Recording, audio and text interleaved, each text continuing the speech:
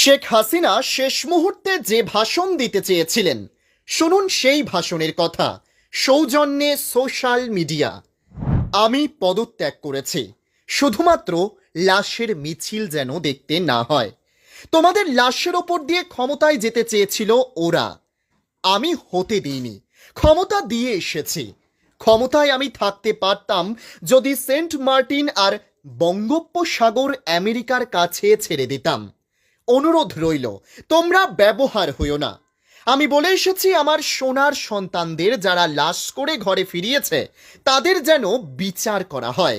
হয়তো আজ আমি দেশে থাকলে আরও প্রাণ ঝরত, আরও সম্পদ ধ্বংস হতো।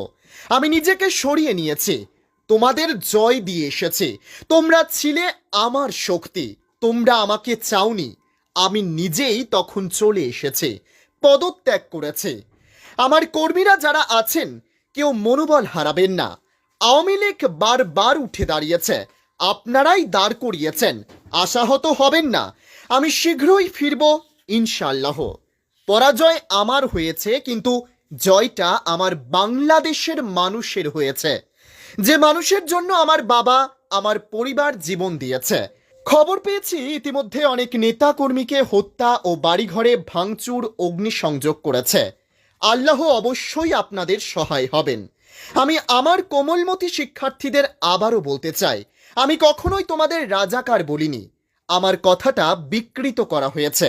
ওই দিনের সম্পূর্ণ ভিডিও তোমাদের দেখার অনুরোধ রইল।